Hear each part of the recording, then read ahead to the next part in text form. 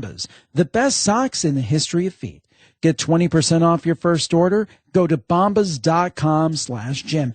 That's bombas.com/Jim. Thanks, Bombas. Also, the Paranormal Podcast is brought to you by Gaia, the streaming TV service dedicated to exploring the cutting edge of metaphysics, ancient wisdom, and the unexplained. 5,000 years of wisdom on demand. Get your first month for only 99 cents. Visit Gaia.com/Jim. That's Gaia.com/Jim to see what's happening on the largest consciousness media streaming platform in the world. Thanks, Gaia.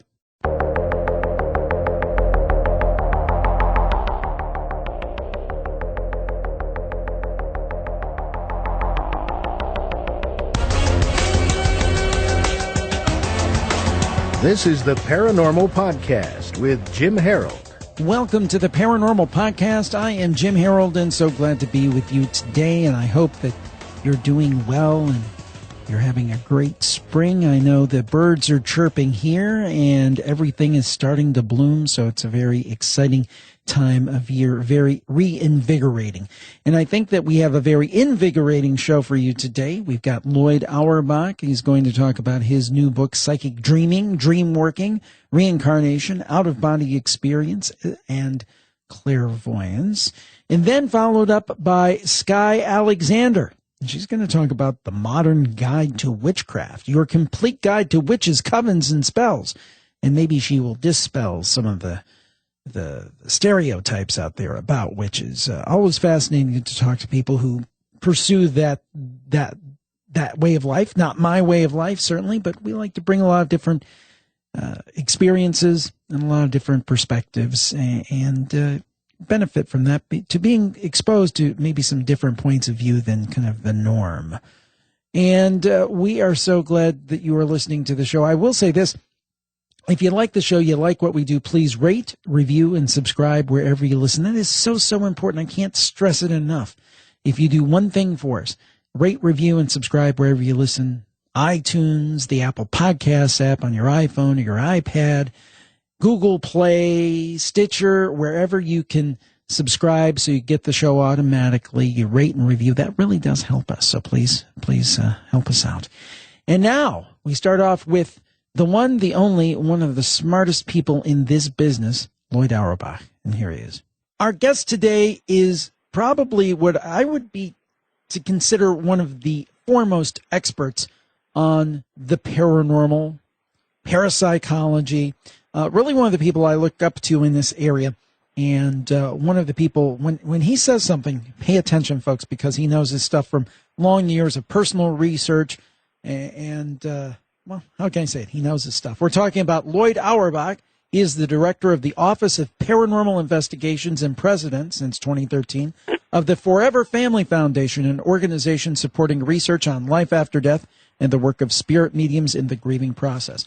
He was appointed to the faculty of Atlantic University of Virginia Beach, Virginia in late 2010, where he teaches an online parapsychology course. He is the co-author with the late renowned psychic Annette Martin of The Ghost Detective's Guide to Haunted San Francisco. He's written many other books.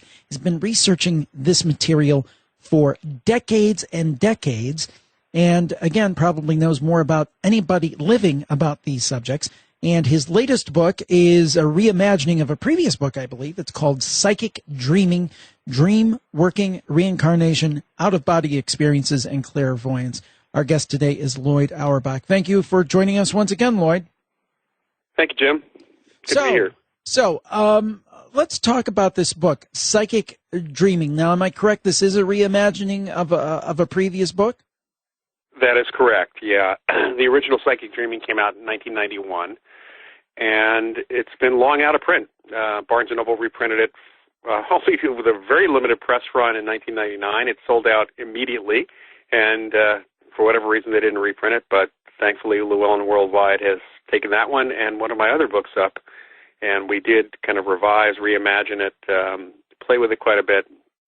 I didn't do a huge amount of updating on the dream side, but it's certainly kind of a standard text now in some respects for some people. So when we talk about psychic dreaming, what do you mean by psychic dreaming? Well, people have psychic experiences of all sorts.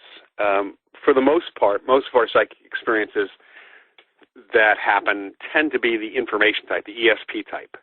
And in dreams, in our dream states, we are without inhibitions, which I guess you could say that our beliefs and our normal inhibitions and society's rules get in the way while we're awake to even notice sometimes that we're having a psychic experience, and certainly to sometimes even have them.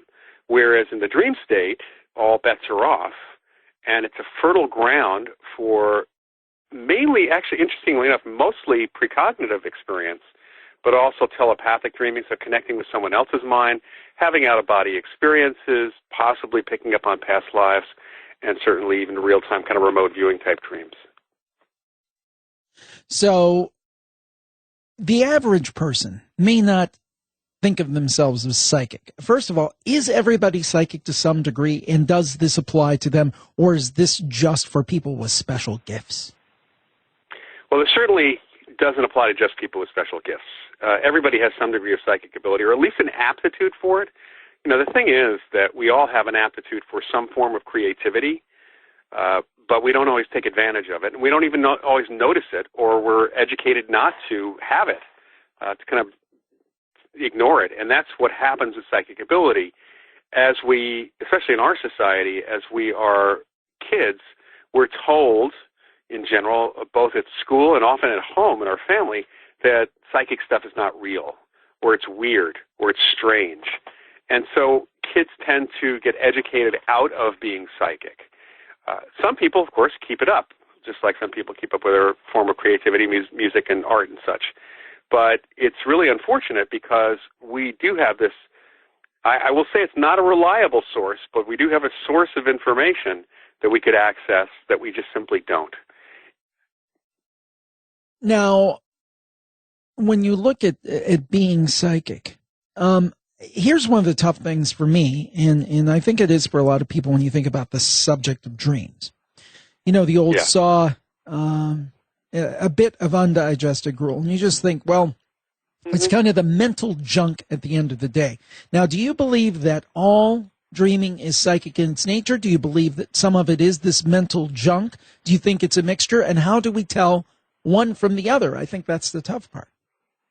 Well, there's a couple things. First of all, I've met people who said that they don't dream, which is actually not true. They may not remember their dreams, but what neurology, neuroscience tells us and has told us for a long time is that everybody dreams. And in fact, if you don't dream, especially with sleep deprivation, you could have a psychotic break. So dreaming is good for us. Most dreams are not psychic in nature. Most dreams do not have you pulling information from the outside. Most dreams are based on whether it's day residue, deep-seated issues, fantasy. There's all sorts of things that are going through. But every so often, people do wake up remembering a dream, and especially those people who keep dream journals are able to track these, where the dream felt different. And, I interviewed a lot of people when I wrote the book a long time ago and have interviewed and talked to people since then.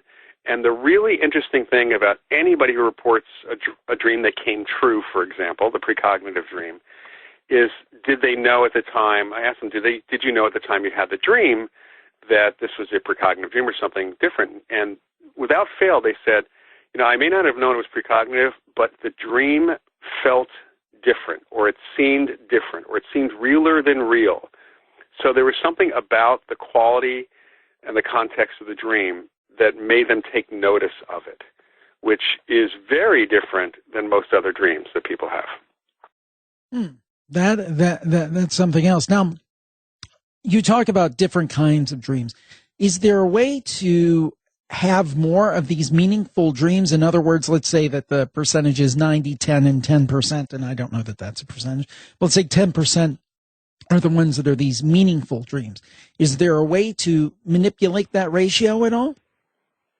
Well, if you mean meaningful dreams as in psychic, or do you mean meaningful dreams just as having some lesson, meaning, or something to tell you? For the sake of our discussion today, psychic.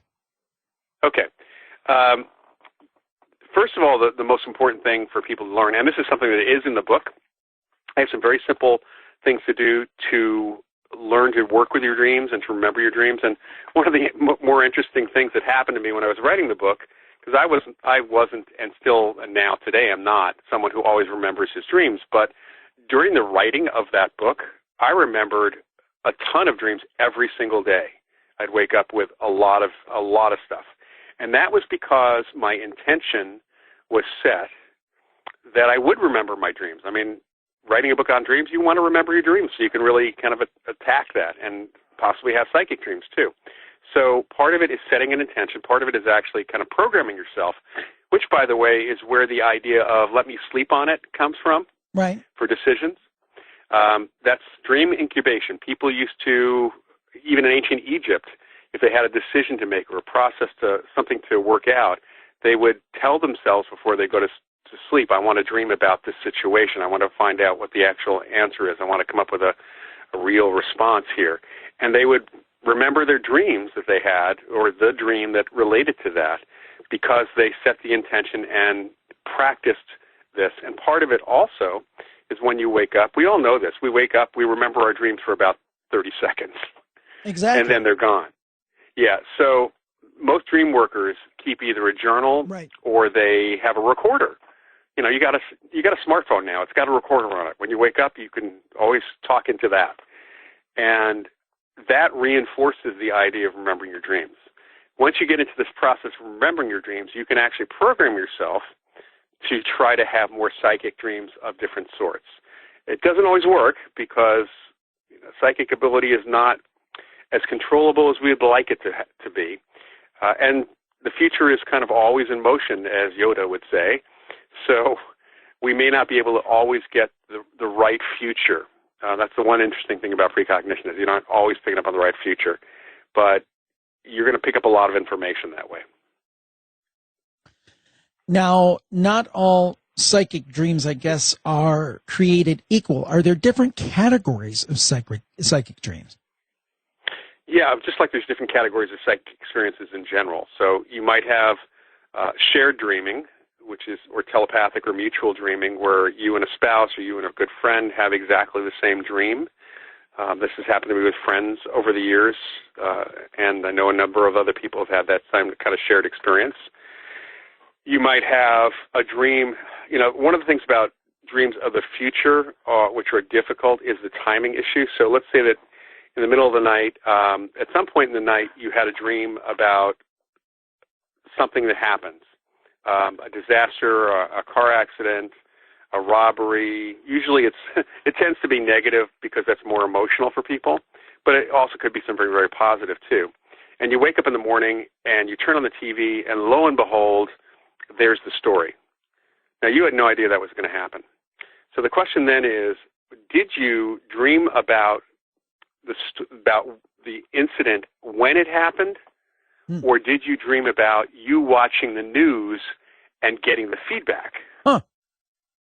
So it's a really tough issue. And this is something with precognition in general. We're not quite sure whether, in fact, people often who do have an experience while they're awake of something about to happen may actually not be picking up on the event. They may be picking up on the news of the event that they're going to see to confirm that they actually had a correct prediction.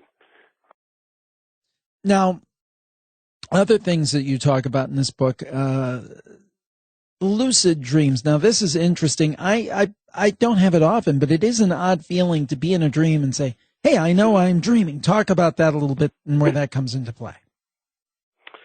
Well, that's part of the book is really giving people a background on dreams and sleep and dreaming in general, because there's a lot of myths around that, and a lot of people have not kind of been exposed to some of the basic knowledge we have about dreams. And most people don't even know there's a controversy in neuroscience as to whether it's a good idea to remember your dreams. There are some folks, including Francis Crick, who was one of the discoverers of DNA, who have said that it is the garbage at the end of the day, and there's no reason, in fact, you should not remember your dreams, you should not work with your dreams. And yet there's this whole school of thought all over the world that remembering your dreams and working with them is a good thing, and frankly, the practice shows that. So I have to kind of lean in that direction, certainly. Lucid dreaming is that state in which you have a dream, and in the dream state, you are aware that you are dreaming. And in that state, people can actually control their dreams. People can, now it's your reality base. It's whatever you want it to be. Stephen LaBerge wrote the classic book on lucid dreaming back in the late 70s, and he's at Stanford University. Even though lucid dreaming was first named and described and discovered by a parapsychologist in the early 20th century, Trevor Von Eden, psychology just ignored it completely. In fact, they ignored it again in the 60s when Celia Green, another parapsychologist, wrote a book on lucid dreaming. It took somebody involved in neuroscience to finesse how it was described, not somebody from parapsychology for mainstream science to even take notice of it. People can learn to lucid dream. It's not an easy process, but there are methods. One method I talk about in the book from LaBerge, actually, and he's a great person to look at for this, is when you're dreaming, get yourself in the habit when you're doing your dream incubation, when you're thinking about having a dream when you're going to sleep, to tell yourself you're going to wake up in the dream. And that might actually kind of program yourself to do that. While you're in that lucid state, you can have a psychic experience. I mean, just like you can control reality, say, okay, now I want to be a psychic. And you can try to pick up on specific things, like a remote viewer would, for example. And that's amazing to me, just how it works. That's why it seems to me, and the other thing you talked about, sleeping on it, that's amazing to me, because I don't know how many times, whether it was when I was in school or just through life, you have a difficult problem and you're beating your head against the wall and you said, I'm just going to let it go. I'm going to go to sleep on it. I'm going to go to bed. And then the next day, all of a sudden, the answer just appears out of nowhere. And your mind was working on this problem overnight, possibly. And It's just amazing how there's this whole other world we're not aware of. Yeah, what's interesting is that you might have even had a dream in which you played out all the scenarios. But forgot. To see which one, but forgot, but seemed to, work out. And people do that. People program, they want to ask their boss for a raise, but they're not sure how to do it, so they'll program themselves to have that dream, and they get to kind of role play in the dream state. Yeah, that's very neat. Another thing, and I'm fascinated by this topic in general, but as it relates to dreams, reincarnation in dreams. You covered that as well. Covered it a little bit, yeah. People who spontaneously recall past lives have often reported having had dreams of that past life. For the most part, in parapsychology, we do our research in reincarnation with children. So we're not dealing with dreams at that point. We're dealing with kids usually between 3 and 5 or 6 years old, and mostly around 3 and 4 years old, because they haven't been contaminated by a lifelong exposure to all sorts of other information sources. But on occasion, people do have these really dramatic and sometimes very evocative and specific dreams that seem, this kind of provide enough information that maybe this is a real reincarnation-related situation, as opposed to hypnosis, where you have quite a bit of suggestion going on, and it's unclear as to what's happening, whether it's reincarnation or not. I'm curious about dreams of warning. I think of President Lincoln, and apparently, I don't know if it's true or not, but I've always heard that he had a dream where he saw a casket, and he asked one of the mourners, who's in the casket? And they said, the president is dead. Dreams of warning, I'm sure you've covered those as well. Yeah, and in fact, I talk about the Lincoln experience. That is a true experience. That was, I believe, a couple of weeks before he was assassinated. People do have these precognitive dreams warning them of negative events. There's actually a number of interesting experiences that people had written to me that I put in the book as well. And you can change these things. If you have, especially, this is the thing we know about precognition, is if you have enough information, you tend to be able to change things if you're willing to take that chance. You can't change whether an earthquake happens, but you can change whether you're going to be there when the earthquake happens. And in situations where people are warned of a car accident or warned of something that's going to happen to them or to a loved one, they can very often, certainly make a different decision, make a different choice. The problem, and this has happened, I get calls or emails from people, and I've gotten letters from people over the years where they've had multiple precognitive experiences about someone they knew dying or getting really seriously injured. And at some level, they're having a real issue. And their issue is they've tried to warn these people, and of course they get rebuffed and then the thing happens anyway. And they don't know if they've caused it or if they should even tell people. I have people asking me, should I tell them that this is what I got, this is my dream? And you have to be very careful because some people get very bent out of shape if you're going to tell them to do something or not to do something based on a dream, especially for that. So it can be very difficult. And there are some people that have them throughout their lives on specific events, such as a relative or someone who's going to die, and of natural causes, not even necessarily from accidents or anything like that. And on occasion, those people get to a point where they think they're causing it. Oh my! They wonder if there's no evidence whatsoever to suggest that. This is all about precognition, and we think the warnings are to prepare us for the death of those people, to help us with our pre-grieving, you might say, not necessarily to try to prevent it, because if it's natural causes, you can't really prevent it.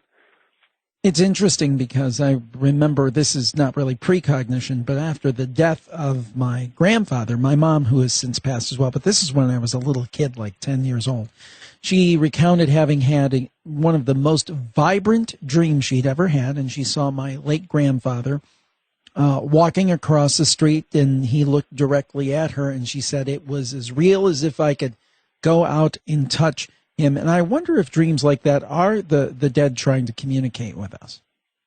Yeah, those visitation dreams are pretty interesting.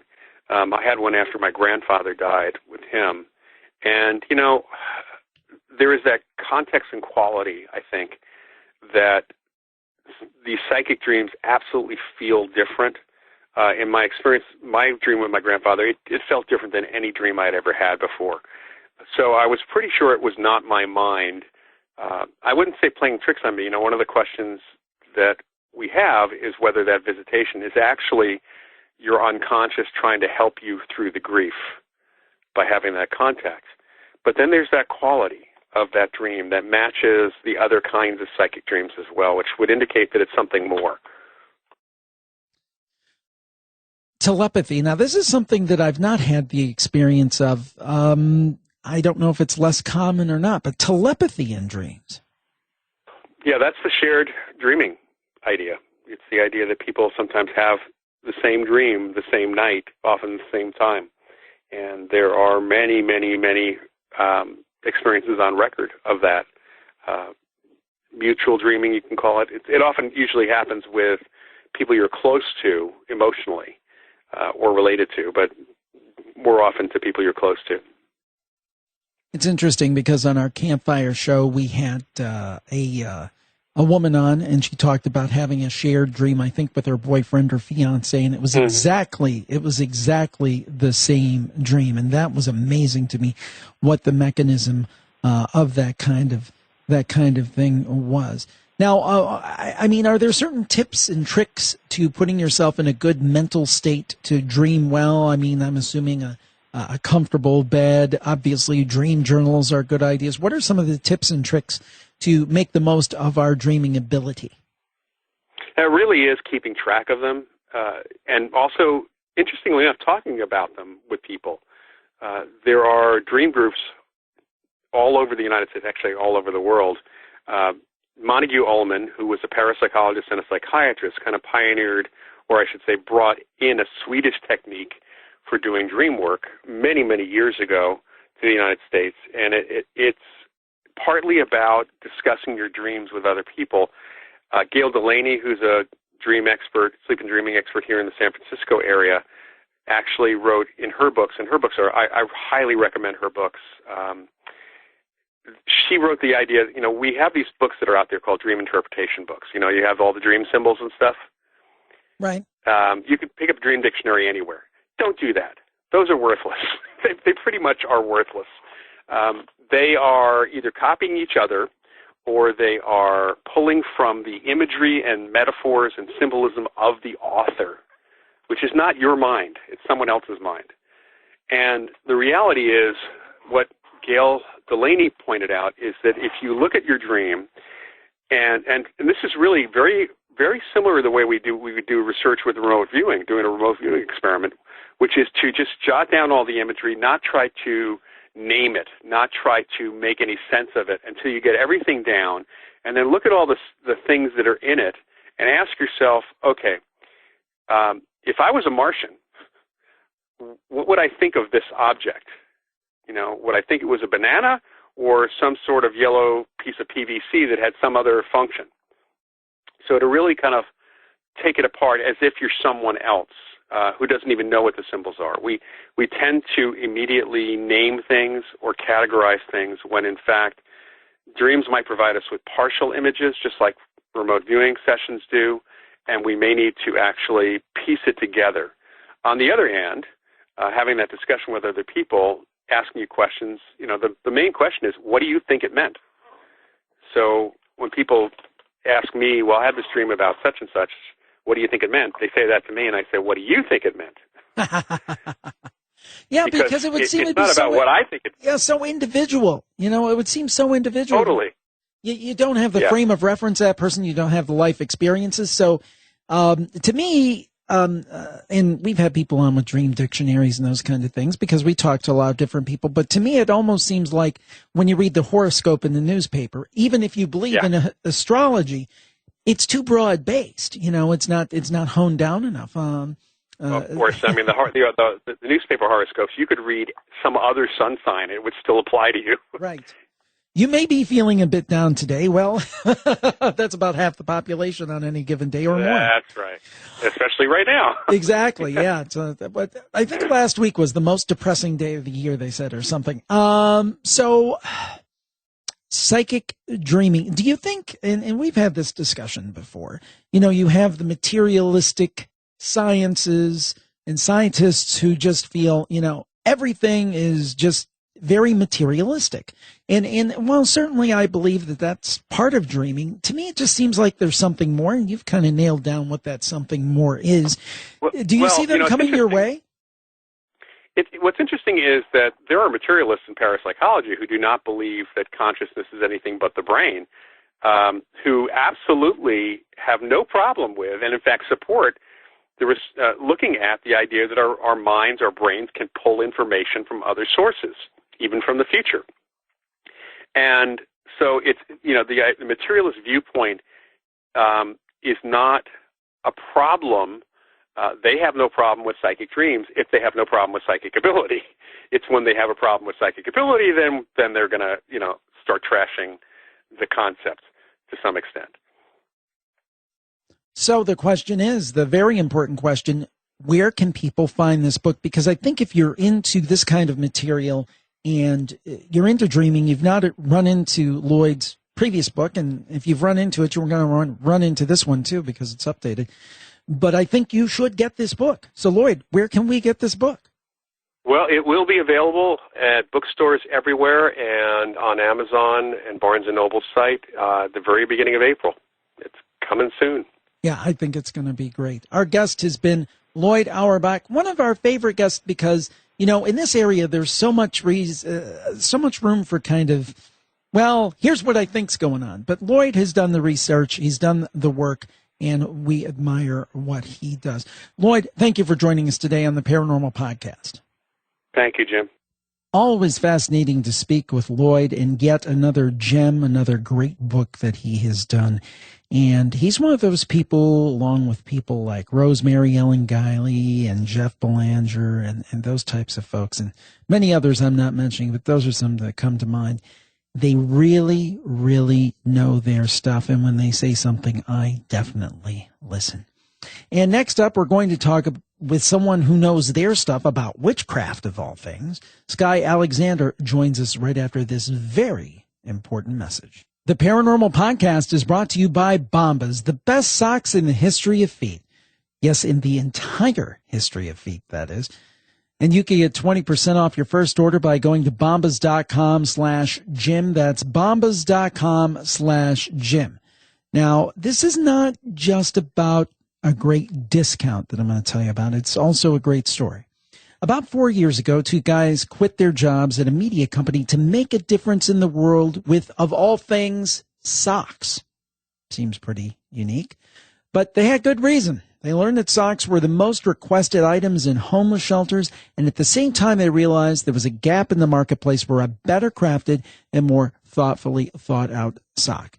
So that's what they did. They went ahead and made that better sock, and they've made several substantial improvements which have actually made Bombas the best sock in the history of feet. And they did it with 2 years on R&D, 2 years before they made a sock. Now, their customers overwhelmingly say that they're obsessed with Bombas because they're the most comfortable socks they've ever worn. But get this, not only have they made a great sock, they've made a difference because for every pair that Bombas sells, they donate a pair to those in need. Over 2 million pairs donated so far. If you need new socks, you cannot go wrong with Bombas. Whether your superpower is moving through a spreadsheet with your eyes closed or dominating your recreational volleyball league, everyone deserves comfort, and comfort is Bombas' superpower. Now, I know you're going to love Bombas, and you're going to love the feeling knowing that you've got the best socks in the history of feet, but so does someone else who really, really needs them. So here's the offer. Exclusively 20% off your first order, money-back guarantee, free shipping on orders of $30 and more, and all you have to do is go to bombas.com/Jim. That's bombas.com/Jim. The promo code Jim will pop up, and you'll put that in when you make your order, and there you go. And I really believe you're going to love it at bombas.com/Jim. Check them out. They do have the best socks in the history of feet, and they've got the best story in the history of socks. You're going to thank yourself. Your feet are going to thank you, and then you're going to feel good too. Bombas.com/Jim. Thanks, Bombas. Our guest today is going to talk about a subject that I think it's fair to say is looked at in one fashion, and maybe the reality is quite different, and she's going to try to clarify that for us. So we're talking about Skye Alexander, and she is the author of the book, The Modern Guide to Witchcraft, Your Complete Guide to Witches, Covens, and Spells, because we have all of those notions from popular culture, and Skye is going to kind of give us the lowdown of what really is going on. She is the award-winning author of more than 30 fiction and nonfiction books. Her stories have been published in anthologies internationally, and her work has been translated into more than a dozen languages. The Discovery Channel featured her in the TV special Secret Stonehenge, doing a ritual at Stonehenge. She divides her time between Texas and Massachusetts. Skye, welcome to the program today.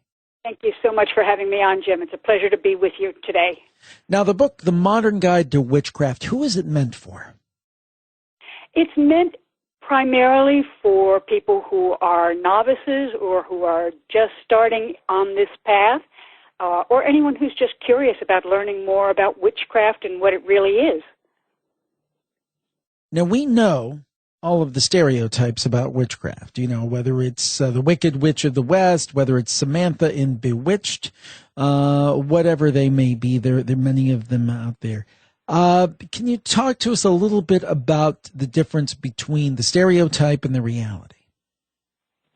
Well, first of all, the stereotypes are either promoted by Hollywood or they're promoted by what we would call more patriarchal, conventional religions that want to make witches seem scary or dangerous. And usually these are people who have not looked into it any further. So it generates fear of the unknown, or from Hollywood's perspective, more of a humorous perspective, you know, a humorous look at witchcraft. Neither of which is really true. I mean, witches are people just like everybody else. The person who does your hair or fixes your car could very well be a witch. They're ordinary people living ordinary lives for the most part. The difference is that they are aware more of their power and aware of how their actions affect themselves and others. Now, why, when somebody comes to you and says, well, I want to become a witch, what is the What is the exploration project or process? What do you ask them? Why do they want to become a witch? I guess the question, or what would you say to somebody like that? And then also, I guess the question is, why become a witch? Well, I think a lot of people today are exploring witchcraft because, and Wicca in particular. First of all, let me clarify that most people, or many people, confuse the two. And Wicca is a belief system. It's a religion that's actually recognized by the U.S. Defense Department, and it's a relatively modern religion at that. And witchcraft is a practice that can be engaged in by anyone of any belief system or no belief system of a religious nature. So I just wanted to clarify that because it is something that a lot of people confuse. But if somebody came to me and said he or she wanted to be a witch, I would possibly ask why, and then I would suggest they start reading. There's a ton of material both in book form and also online, and I would suggest they start reading a little bit about it before they proceed further. Certainly if anyone wants to ask me questions, and people do all the time, I'm happy to answer them to the best of my ability. So when we talk about magic, and we mean magic with the CK, and right in your book, right up front, you address this question. What is magic, and how can it help people? How can it help you? Okay, well, magic is the practice of using your will to create consciously some change or condition in your life. And you're using your mind, you're using your emotions, you're using your imagination, not things that can necessarily be measured in a material way, but they will generate material outcomes if that's your intent. Some of the ways that witchcraft can help you, well, it can improve your love life. It can help you attract prosperity. When I say witchcraft, I should have said magic there. I'm lumping them together here. It can help you provide protection for yourself and your loved ones. It can improve your health, protect your home and your personal property. You can use it to attract or open up new career opportunities or help you advance in your career path. It can help you improve the interactions with your friends, your family, your coworkers, help you ward off problems and enemies and keep yourself safe. Let's see. Biggest of all, I think, for many people, is that it gives you more control over your life by helping you to connect with more of the pieces of yourself, both at a higher level, a spiritual level, if you will, your higher self, to help you strengthen your intuition and your psychic skills so that you are more in touch with your environment, but also to get deeper into yourself and make that connection stronger also. When we talk... Did you want me to... Go ahead. I'm sorry, go ahead. I was going to say, did you want me to address the question of what the K in magic means when it's spelled that way? Frankly, I did not think of that question. I think that's a fabulous point. Please tell us. Well, you mentioned it, so I thought perhaps I should address it because a lot of people don't know. The K is added to set aside and clarify the type of magic we're talking about here, from stage illusion or card tricks, that sort of thing. And the English magician Aleister Crowley is usually credited with adding that K. So when we talk about magic and witchcraft, what are the different types? I mean, is it all the same, or are there different forms that are distinguished in some way? Well, there are various belief systems. There certainly are various practices. What are called sometimes ceremonial or ritual or high magicians often engage in very complex rituals. They draw a lot upon Egyptian magic and are involved often with tarot, astrology, alchemy, and things like that. Green witches and hedge witches are more inclined to engage in a more simple, nature-based, home-based, everyday sort of magic that may or may not include any really elaborate rituals or chants or anything like that. Wiccans, even though we often think of that as being matriarchal in nature or having more women engaged in it than men, men are certainly welcome. It's we look at both a goddess and a god as being important in balancing and keeping harmony within the universe. So then there are traditions such as Dianic Wiccans, which are more feminist-oriented or have a feminist agenda.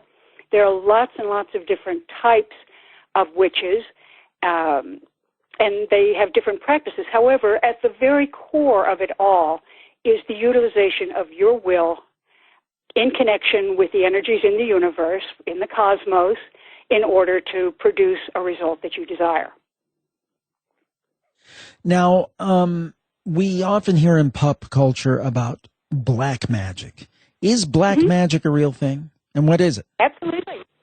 Absolutely. And in fact, a lot of people do black magic without even knowing they're doing it, because all of us are using our minds and our emotions and our will and our imagination all the time. A knowledgeable witch will do that consciously, but the rest of us who may not know the impact and recognize the power that we have will sometimes do this accidentally. Like, say a driver cuts you off on the road and you curse him. That's a form of black magic.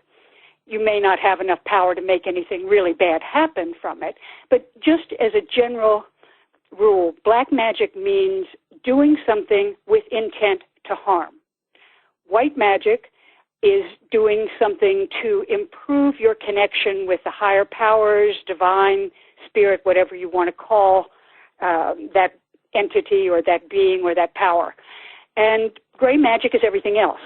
Gray magic is what most people are doing when they do magic intentionally to create consciously a circumstance or an outcome. Well, I got to tell you, I feel kind of guilty here because I think I've actually practiced black magic. I generally don't wish ill on people because I do believe in karma and that things will come back. You know, there's old saying, you spit up in the heavens and it comes back down on you. But distinctly, I remember maybe a month ago, it was very late at night. My high school daughter was attending a cast party for her high school play, and she's a senior, and it was quite late, and it was very, very bad weather. And I was driving very cautiously, and a gentleman passed me on a 2-lane road at a place where you're not supposed to pass, and very recklessly, in this very bad weather. And I remember distinctly saying to my daughter, I hope he physically comes to no harm, but I hope that he's up ahead in a ditch. Because I felt like I don't want anybody to get hurt, but it wouldn't bother me at all if his car got torn up, because I just felt that was very dangerous and irresponsible. And I bet that there are a lot of people out there have said that kind of thing, and maybe even worse. So I guess that, you know, many of us have at one time or another practiced black magic and didn't know it. That's true.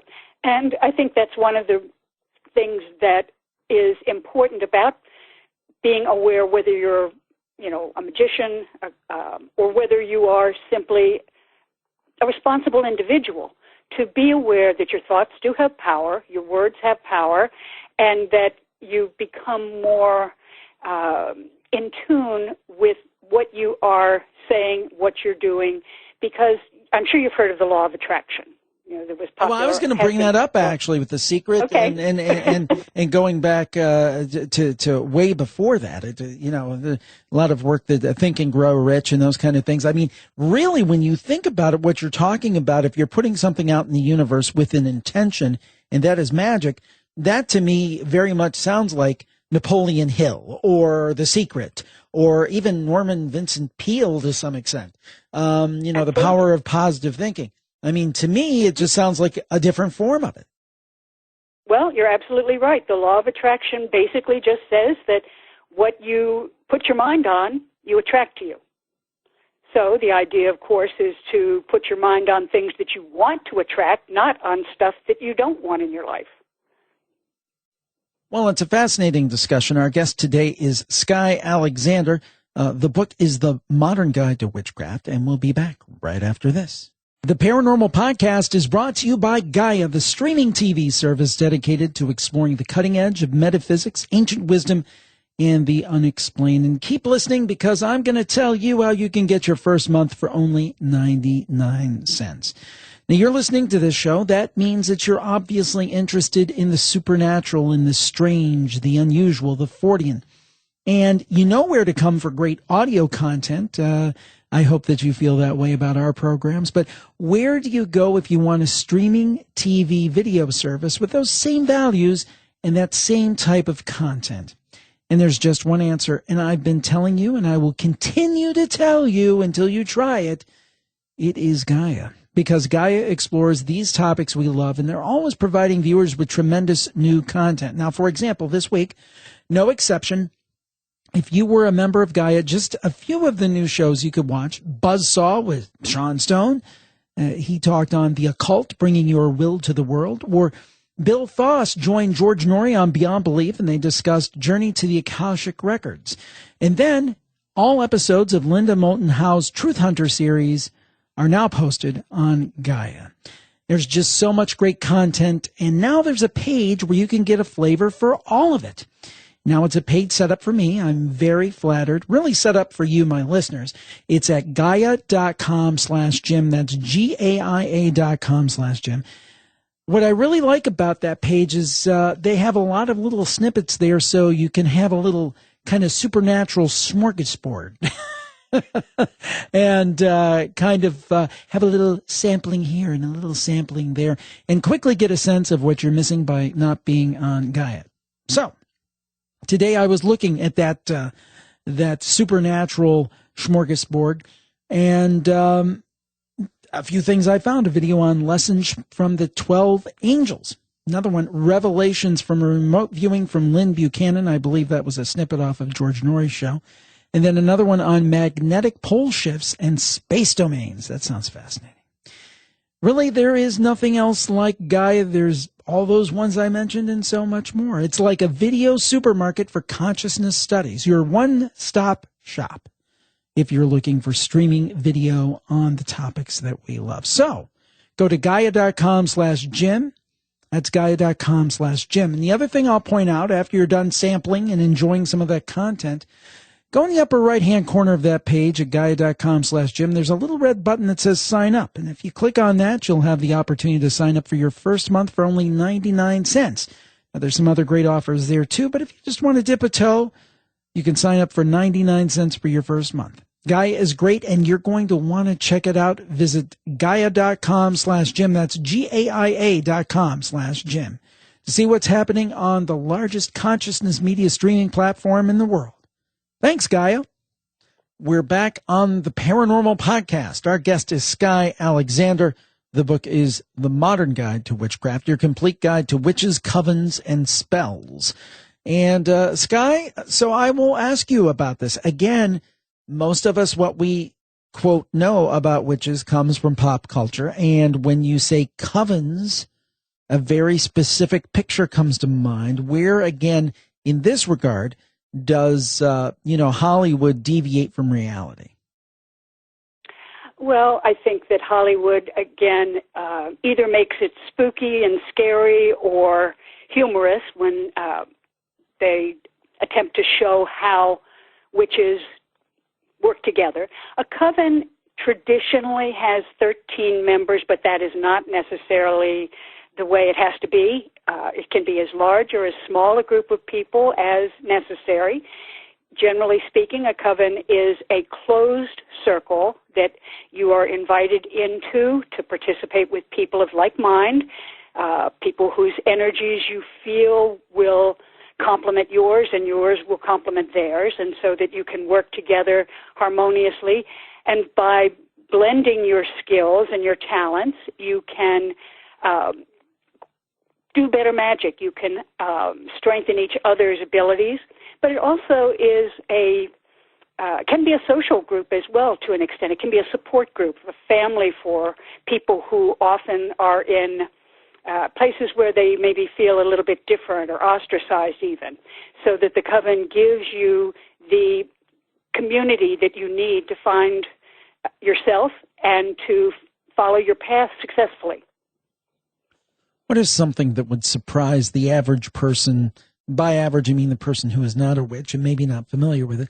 What would surprise them about witches or witchcraft? Well, I'll give you an example. I have a friend who's a very nice man, very Catholic, and when he went on my website and discovered that I was a witch, he called me and he said, "How can you be a witch? You're so nice."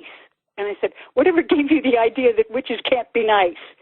I think that's one of the things that often surprises people, that we generally are not going to turn people into toads. Or somebody came up to me the other day and said, "I want to ask you, are you a witch? And you're not going to turn me into a toad for saying that, are you?" And I said, "We really don't do that, you know."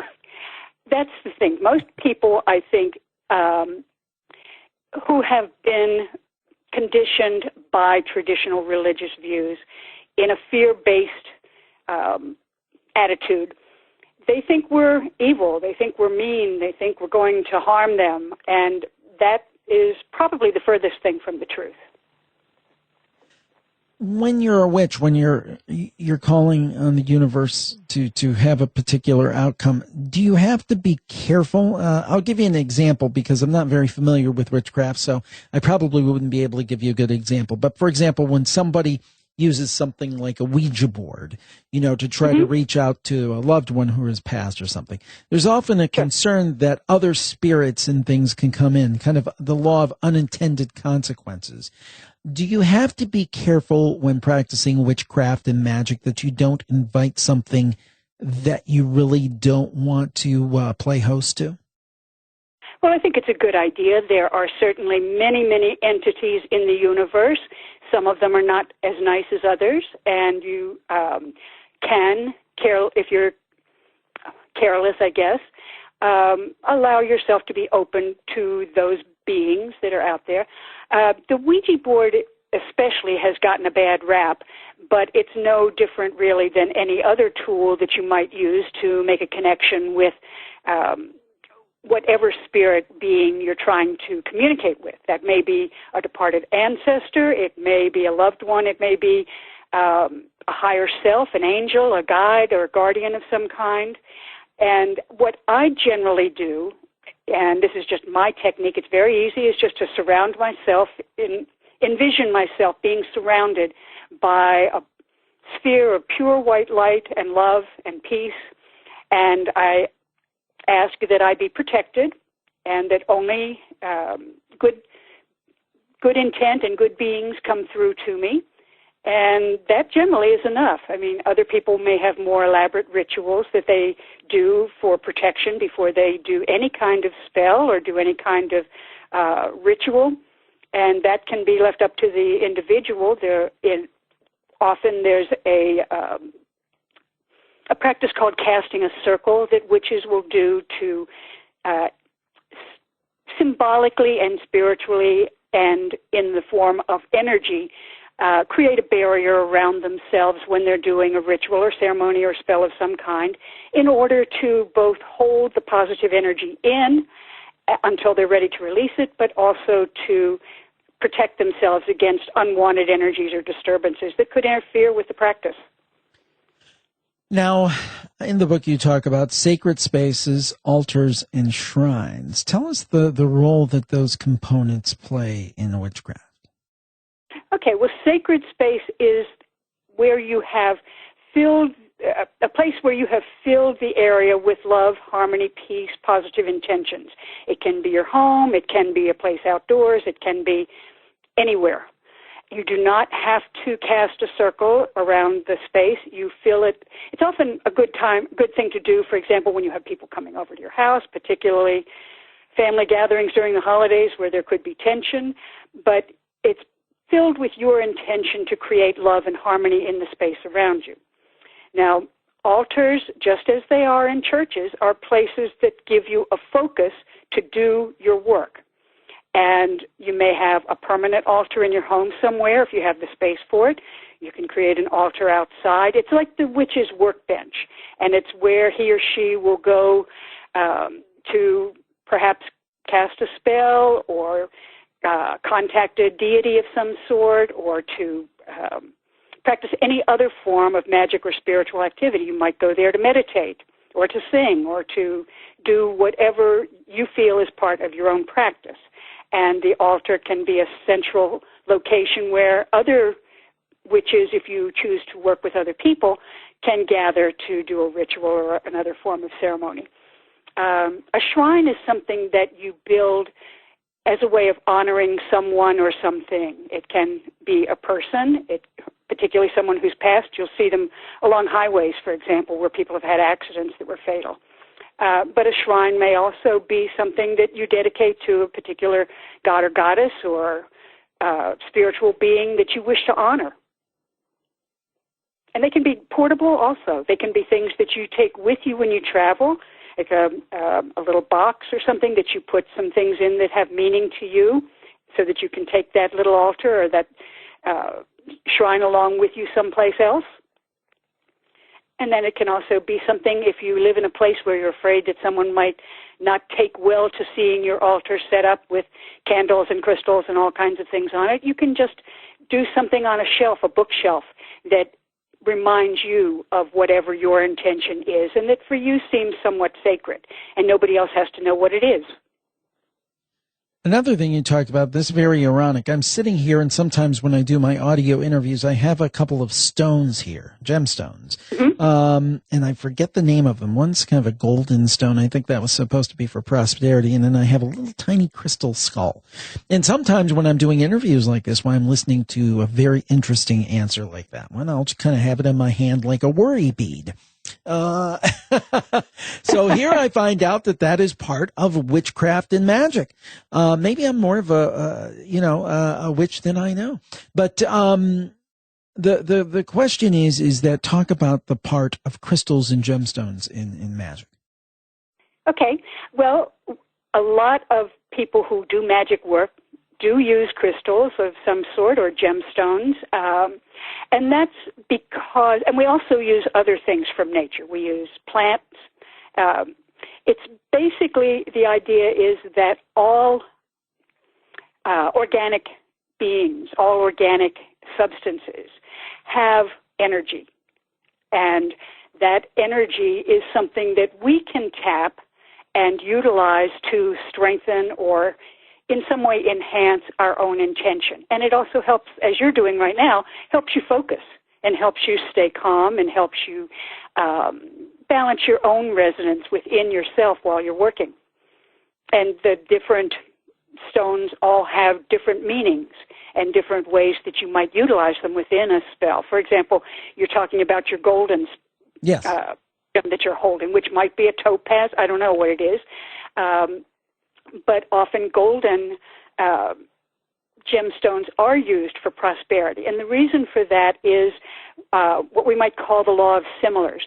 When something seems similar to something else, then it triggers those associations in our minds and allows us to tap that power to make something happen for us. Okay, so the gold obviously symbolizes gold coins, gold money, the wealth that you are seeking. So gold stones are often used for prosperity spells.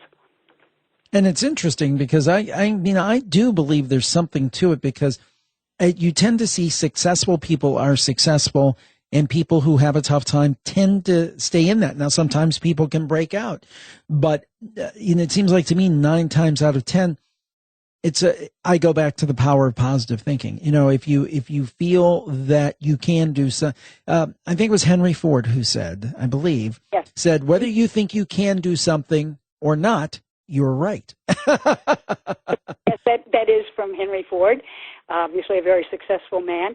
And you're right. In fact, one of the biggest obstacles to performing successful spells, successful magic, is doubt. It's like pouring water on a fire. It's going to put out that vitality.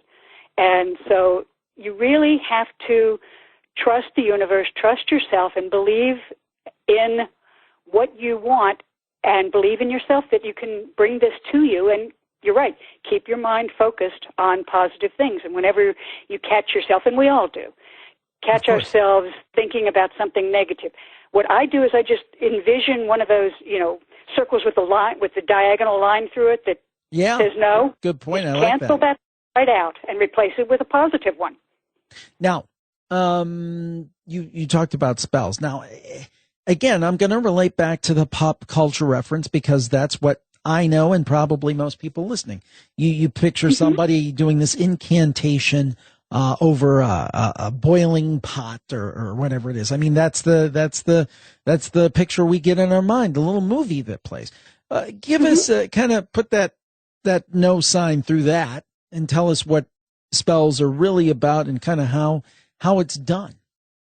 Well, actually, you can do that. I mean, we get that picture, of course, from Shakespeare's, Three Witches over the Cauldron, but and we do get it from Hollywood too, of course. But that's a perfectly acceptable way to do a spell. In fact, a cauldron is a tool that many witches use because it symbolizes the womb. It also symbolizes holding something until it is ready to be released to come to fruition.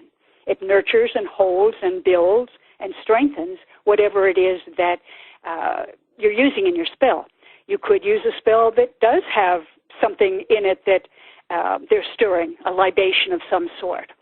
And you can use incantations, and in fact, incantations and affirmations are frequently parts of spells.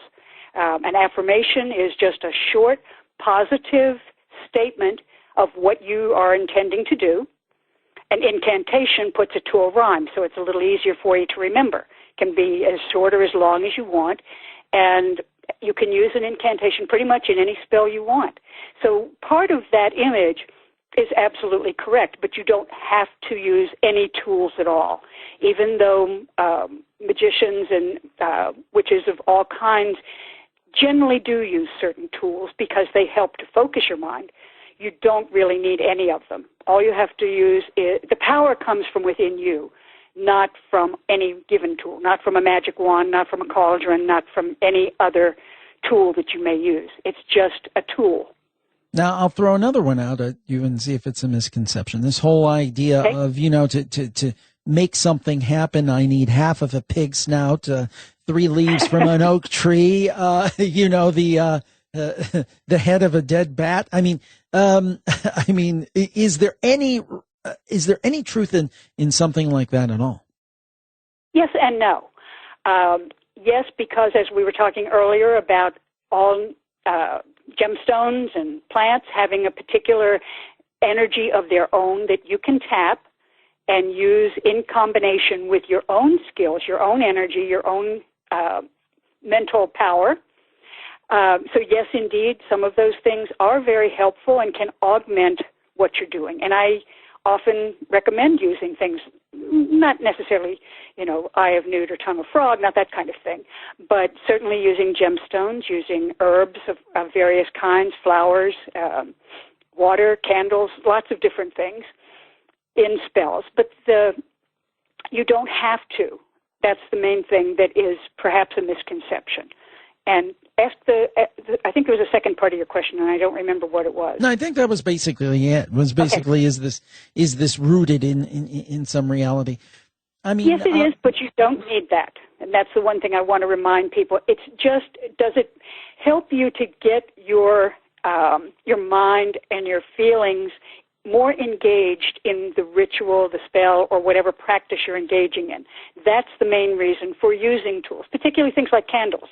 You can gaze at a candle, and it helps to move you from the mundane to the magical realm because you feel, your mind is a little bit calmer, or your vision is a little bit softer, and you might be able to see things and sense things that you don't otherwise. So candles are often used in spells, probably the most often used tool. Now, would people be surprised of how many witches are really out there who maybe just don't let it known to the general public? Is there a large underground witch community, so to speak? Sure. It depends on where you live. If you live in Salem, Massachusetts, or San Francisco, or someplace like that, Glastonbury, England, you can be as open as you want. Nobody's going to bother you. If you live in a little conservative Christian rural community like I live in Texas, you have to be a little bit more careful, a little bit quieter about what you do. But yes, there is probably a very large underground. We're not quite sure how many witches there are, of course, but according to religion facts, between about 1 and 3 million people worldwide consider themselves to be Wiccans. Now, that's not all of the different branches of witchcraft. That's just Wicca. So there probably are a whole lot more than you realize, because most of us don't have pointy hats or big noses with warts on them, or we don't ride around on broomsticks and things like that. When we talk about magic, there's this, and I'm going to keep pointing back to the stereotypes. The ideas that, you know, a witch, I think of something like Bell Book and Candle, or even Bewitched, where a witch can literally make something levitate or something like supernatural, in fact. But it seems like to me, from everything I've gathered, is that it's much more subtle than that. And you're not talking about these, you know, levitation. For example, you're talking about subtle energies. Is that the right idea? For the most part. There are a few people, of course, who can do more dramatic things. Most people don't. Most people may not have the ability. I've certainly never levitated anything that I know of.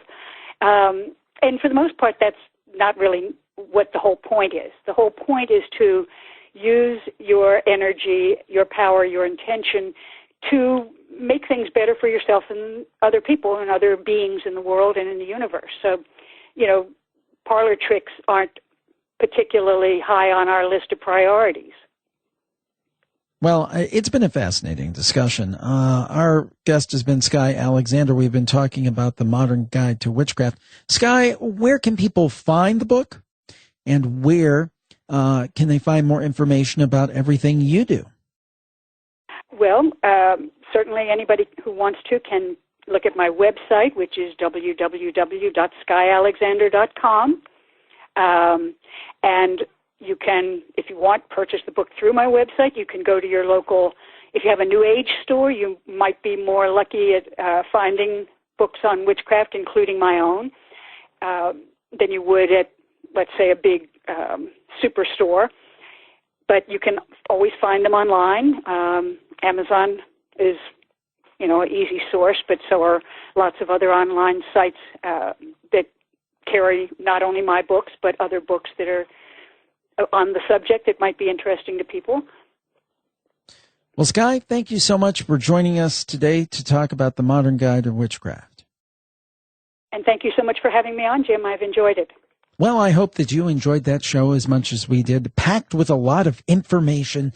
We try to do that every week, and I think this time we hit the mark. And I hope that you'll rate, review, and subscribe to the shows, because that's how people learn about us. We don't have those big marketing budgets. It's me and a very small team of folks to put these shows together, and we're not a big conglomerate with big investment capital and venture capital, and we have 27 different podcasts and, you know, 20 people working on one podcast, which is becoming more and more the norm these days. It's just me and a very, very small team. Typically, these shows will be handled by two people, me and my associate producer, Maddie. Sometimes we'll bring in a third person, an editor, although I edited this show. So that kind of tells you you're dealing with a small operation here. Small but mighty, I like to say, and even more powerful if you help us out by rate, reviewing, and subscribing. We thank you so much. We'll talk to you next time on the Paranormal Podcast. Have a great week, everybody. Bye-bye.